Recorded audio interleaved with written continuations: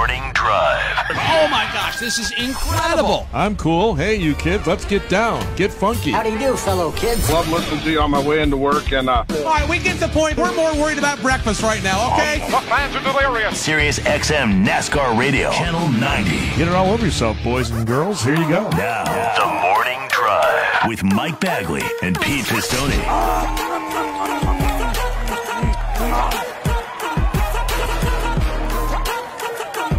Sirius XM NASCAR Radio, Channel 90, live and on the air for this Thursday morning, January 5th, 2023. Mike Bagley here in Delmarva Studio 1D. We've got Pistol Pete Pistone in the Paisan Palace in Chicago. Sammy and Henry are in Studio 134, the Beltway Bureau in our nation's capital. We welcome each and every one of you to this Thursday morning. Happy Friday Eve to you, Triple P. Good morning, Bagman. Good morning, everybody. Yes, happy Friday Eve to one and all as the week rolls on here on Sirius XM NASCAR Radio. Happy Thursday, pal. How are you?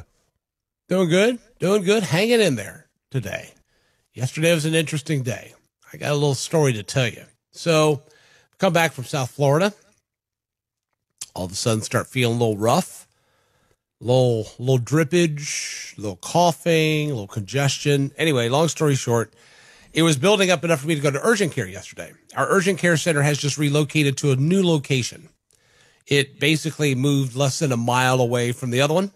Brand new building, brand new everything. Matter of fact, as I'm sitting in there, the Amazon guy comes with the box, and it was a Keurig machine.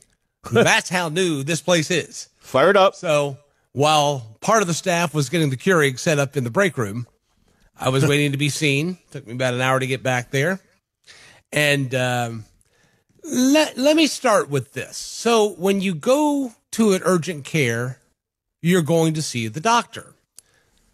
Where are you on the physician's assistant doing the work and never seeing the doctor?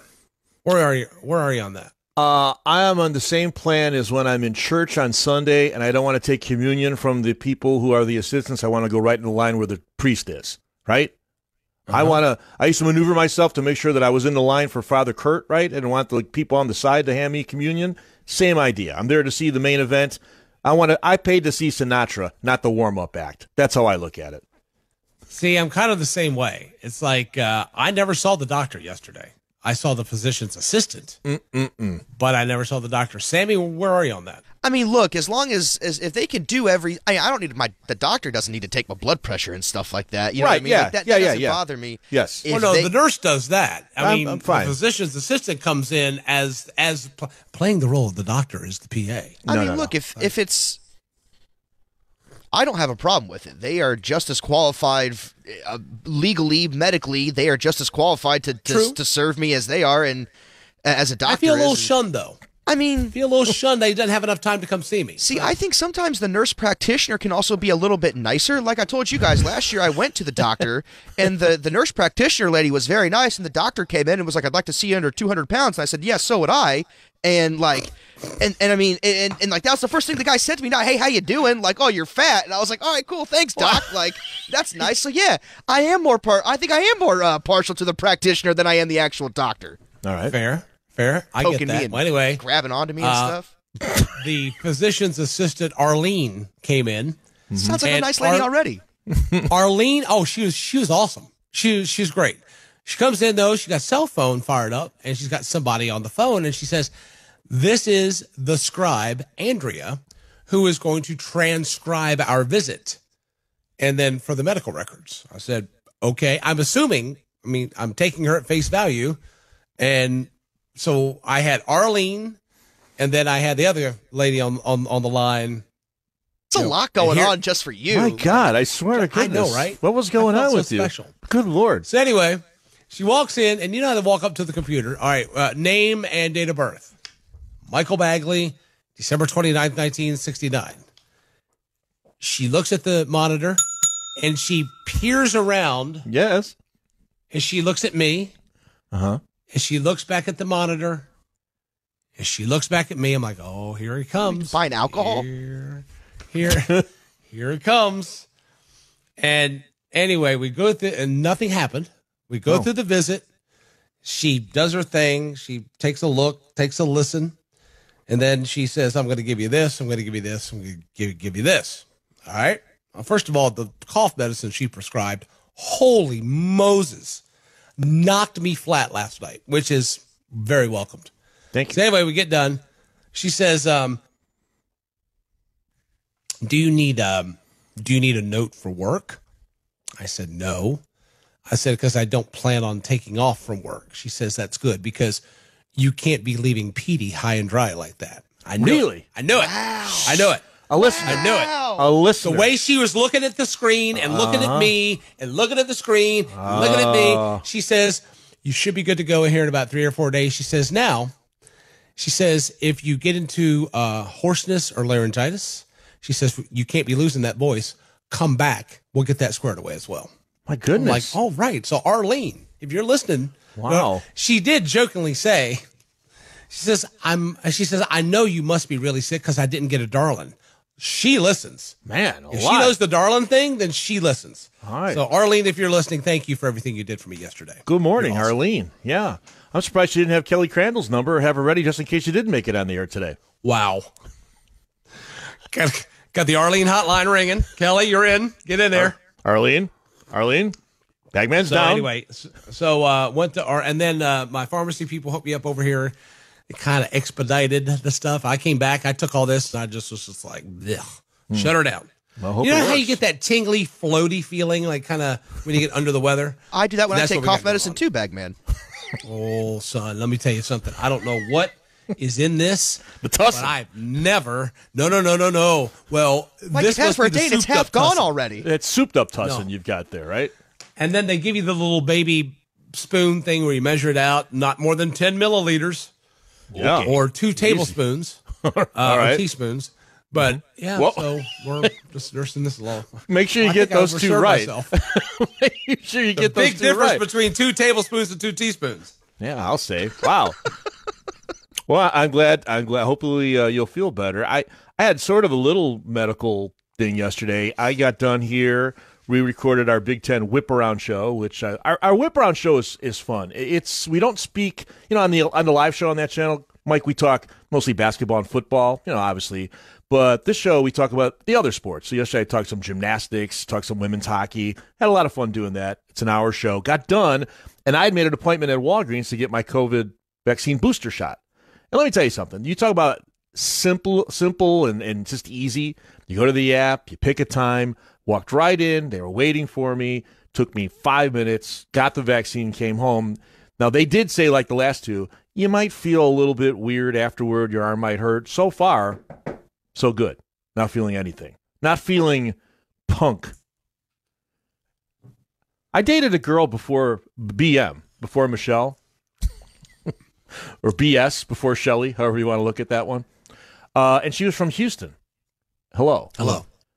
And when you didn't feel well, she would say, are you feeling punk? That makes no sense. Punk. She had a very, obviously, Southern accent. I've never heard that before. But now I always think about that when I don't feel well. You feeling punk? So I'm Where not is that? feeling, I don't know. Is that a Texas thing? Or I where don't was she know. before that? No, Houston, Texas. She was a Texas girl. So I don't know.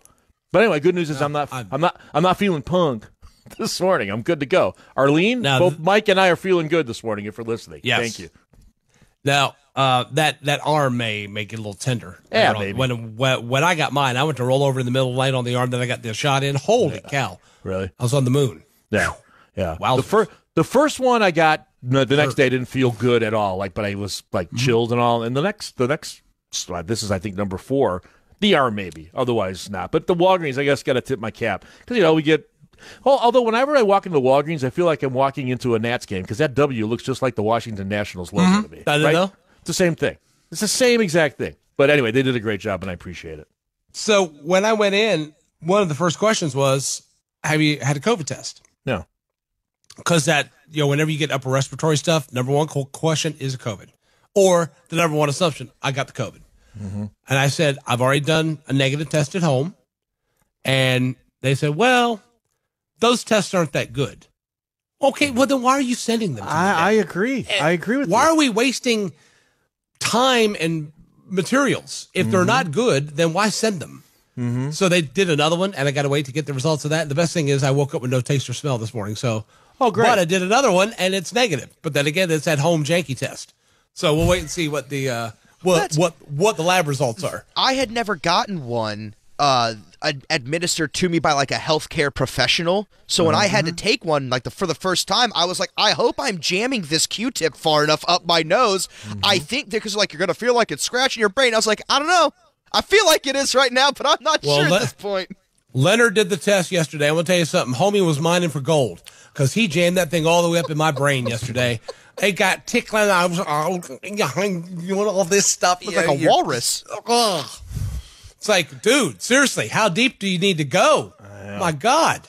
And then does the swirl. He gets in there, does the swirl with the twist it up, and all that in both nostrils. So I got the double service. Yesterday. I got one from my doctor, my provider. He was up there so far, my contact popped out. It's like, take it easy. What are you doing? Slow down. I can't see a thing now. But the good news is we're not feeling punked this morning. I'm happy to hear that. That's great. We're feeling punked, but some of us are hiding it more than others. Sure. Come on, 11 o'clock. No. Well, actually, maybe not. Well, you can always have, if you want to administer some medicinal Please, help not on the until, air. Not until I'll take that call, sir, about 10:30 this morning. Crosstalk should be interesting then. Okay. There you go. We've always talked about having a cocktail. Who will snore more, me or Izzy? I'm putting my money on me. I'm betting on myself right there. Tune in at 10:45 Eastern time. We'll have a snore off. The Bagman and Izzy. Right. I love it. What else going on this morning? Sammy, how was your ride in to the office this morning? Good to see you, Sam. Nice Yeah, you made good it to in. see you. So we had a little incident with the car over the last break. Took it to the body shop. Got the quote last Friday, and then we couldn't bring it to the body shop because they were closed Saturday, Sunday, Monday. Found out Tuesday. Can't bring the car in until this coming Tuesday. And insurance will not give us That's a hell of a damaged vehicle clock you're on right there. It's just the place that we're going to is just very busy, and like there was a lot of ice and snow in the area, so I assume everyone's just kind of taking a part of it. Anyway, we can't get a rental car until the car is being fixed. That's like what it comes down to, since it's technically drivable, but I don't have a headlight. So I Ubered in today, and I live right by the airport, so if you're an Uber driver by the airport at 5 o'clock in the morning, I assume, one, you know where you're you know the area. You're like a professional driver, right? Like if someone's up driving at 5 in the morning on a Thursday, it's like a professional driver. Well, I got someone who had no idea where they were going, to the point to where it's a side hustle for this guy, sounds like. I don't know what this poor man was trying to do, but it's the speed limit to get on 395 where I live is 45 miles an hour. Everybody goes at least 55 or 60. Homie pulled on to 395 doing 30 miles an hour and was just cruising.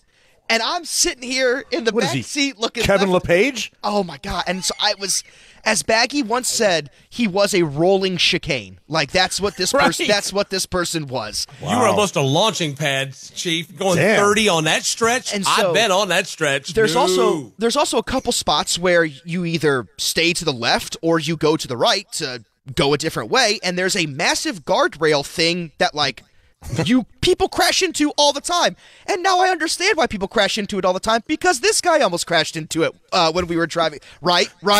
You want to go to the right, sir, to the right. And I'm like yelling at this man at 5:20 in the morning how to drive. So anyway, we made it. I had him just stop the car. Just stop.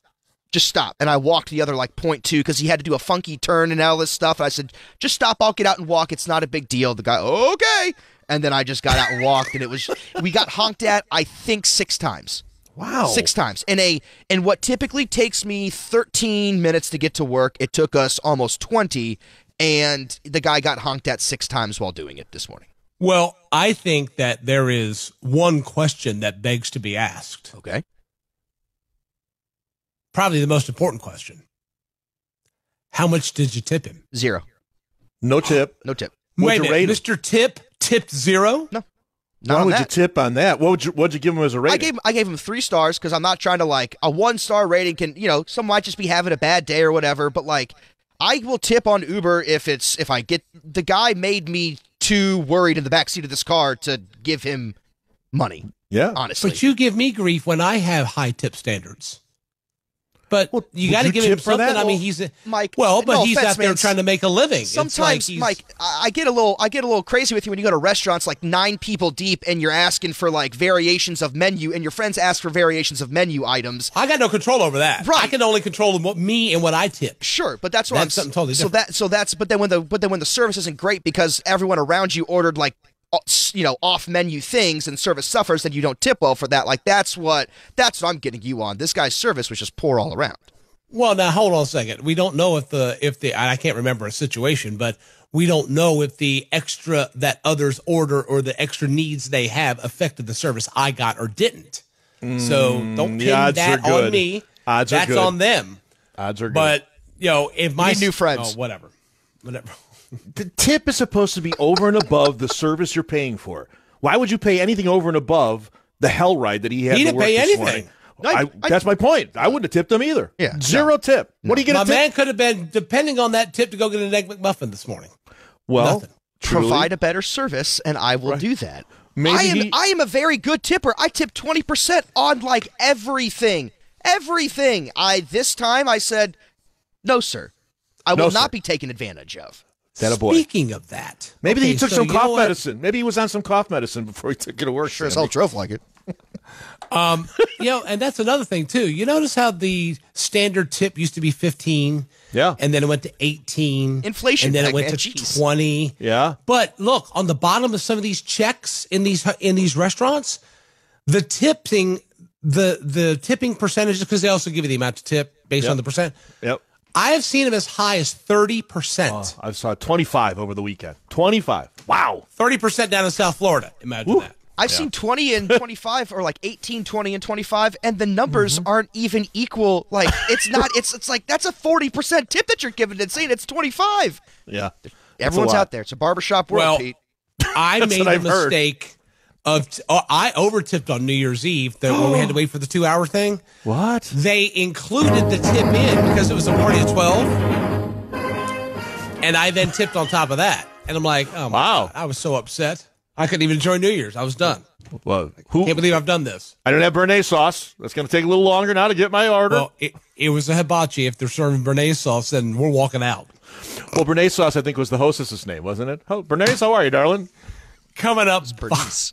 Coming up, bottom of the hour, headline check number 1. Coming up later on this morning at 9 a.m. Well, we'll have the calendar for you at 8:50. Coming up at 9, Daniel Hemrick of Colleague Racing will join us. We'll check in with Daniel, see what's going on in his off season, and we're with you until 11 a.m. Eastern time. We'll take your telephone calls this morning at 866-PIT-LANE and your tweets at SiriusXM NASCAR, hashtag TMD NASCAR.